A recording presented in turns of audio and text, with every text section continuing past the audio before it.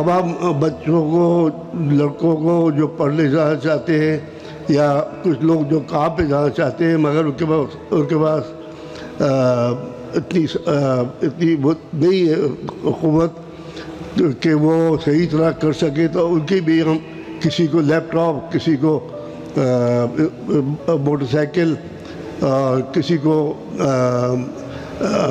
और भी इस तरह की चीज़ें कर्ज़ हंसता भी देते हैं ताकि वो आगे बढ़े। तो ये सब तो हम कर रहे हैं। अब हमने कुछ अर्से पहले एक इंस्टीट्यूट कायम किया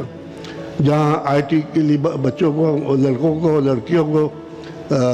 इस काबिल बना रहे कि वो अगर चाहें तो अपना कारोबार ऑनलाइन करें, या अगर अच्छी नौकरी